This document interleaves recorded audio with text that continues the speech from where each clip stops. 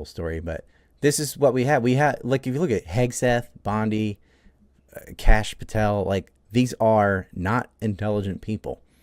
The only pick he had that you could get excited about as someone that actually knows a thing or two was Matt Gaetz.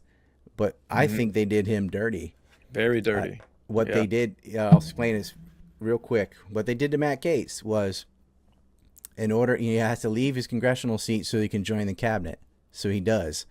Once he's gone, suddenly the ethics committee decides to reinvestigate something they already investigated that he'd already been cleared of, concerning accusations of sexual impropriety.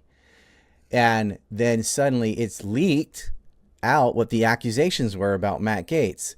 It wasn't leaked what the conclusions were of the investigations as accusations, which was that he was innocent. These women admitted they lied. Joel Greenberg's the guy that was actually guilty of all the things they accused Matt Gaetz of. I explained that story with actually with Andrew Tate.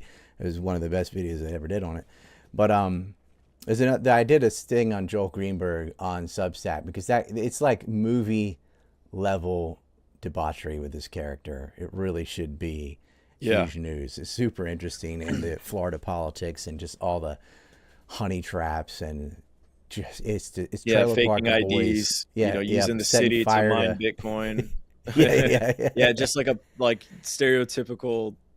It was so trashy. At one point, he had these remote sprinklers set up that he would aim at people to spray walking near the sidewalk. Just so that's how immature these people are. But he was renting out houses and he was paying off all these teenagers and stuff. He's like, here's $700 for ice cream. Ha ha ha. Like, that's not.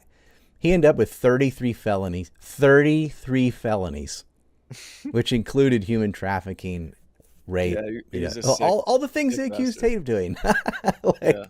Joel Greenberg actually did, but they did Matt Gaetz dirty. He loses his seat, and then they never found out who leaked this. This is the ethics committee. This is in Congress, right? Oh yeah. So all the accusations and even everything with Joel Greenberg, every single report, anyone can use Google. It says Matt Gaetz' friend Joel Greenberg, blah blah. Matt Gaetz associate, Matt Gaetz, like everything, like whatever Greenberg did, they just threw his name in there because you knew this person, so you're guilty too. Right. But he would have been great. But yeah, so he's come out against this idea of war with Iran. Tucker Carlson, there's this huge. Matt Gaetz brought up the Epstein blackmail ring, and Tucker's hinted at it. Tucker hinted at JFK. I think he knows. I think he knows the Israelis killed JFK. I think he knows. Yeah, it seems that way. And there's this major rift right now in MAGA. I want to know what you think about it. It's perfect. Studio Reiner again asks, what is the real anti-war sentiment coming from? Is it due to financial risks? Tucker is CIA and he opposes war while Ted Cruz is APAC. All of a sudden the CIA opposes war. So, well, I'll tell you, with Tucker used to be a go Obama ran glass parking lot kind of ninny too. When he was with CNN, he had a show Crosstalk, and he was all like, "Oh, I don't care if the Obama ran." Blah blah. His dad was in intelligence. They gave him some insight, but Tucker has had a slow transformation, and I would pin it back down. If you remember the Ron Paul movement. Yeah. There was a video, I remember seeing it. I can never find it anymore, but I remember Ron Paul, they'd have these conventions, and there was the Taxed Enough Already Tea Party, which got taken over by kooks, but originally it was a Ron Paul Taxed Enough Already thing. There's even a video of Ron Paul throwing a crate over, like mimicking a mock Boston Tea Party, which, by the way, was against the East India Tea Company, which was the BlackRock of the day back then. But anyway, Tucker said his son, like, kept nagging him to go and talk to these Ron Paul people. And Tucker was one of the only people that would go to the Ron Paul events and say, well, what's this all about? And he was completely skeptical and total, like, CNN, Fox News kind of brat at the time. But you could see the seeds planted there. And I think he has a brother who got based as well. So people in his family, fortunately, got to him saying, listen, this is what's up. And it had to be a huge wake-up call. I think Jan 6 and COVID really got to him because he saw through that and said so on air. And he had the highest-rated cable news show not only on Fox, but period. And they got rid of him. If this is all about profiteering, right? I hear this all the yeah. Well, why would you get rid of the show that's bringing in the most money, that has the highest ratings? Because he's not saying what the Israelis want him to say. He was going against the script.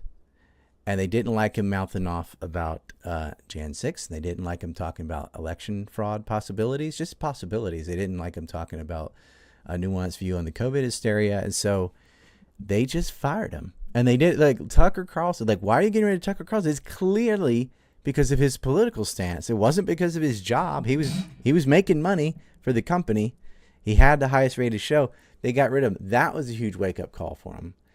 And so then he ends up interviewing pariahs like Andrew and Tristan Tate. It was one of his first interviews as not being on network, right? He's on X, Elon Musk, and then Jeffrey Sachs. And it just kept getting better, right? Like his guest list of people you need to talk to who deserve airtime and never get it. He keeps going down that string of pearls. And you've seen a slow transformation of Tucker that was like the bomb Iran guy to what are we doing? And, Israel's the only one that actually has nuclear weapons. Candace Owens, same thing. I mean, the Zionists have been mocking her and trolling her, and they're like, look, this is what you said about Iran a couple of years ago. She used to be full-on Christian Zionist idiot that, with the Daily Liar. And I think for her, just seeing all the dead children in Palestine, just as a decent human being, which she was like, wait, what are we doing? We can't do this. Yeah. And from there,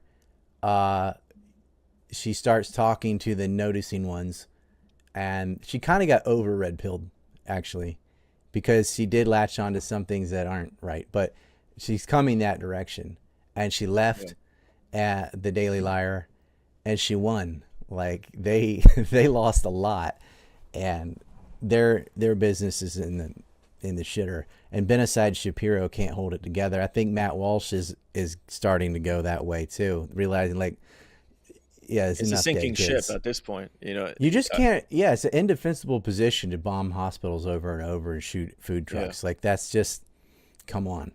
You can't, and you cannot look at Gaza. Just look at a drone footage and say, there's a tunnel under every house. Get bent, man. Like it's ethnic cleansing. It always has been. That's always been their goal for Greater Israel.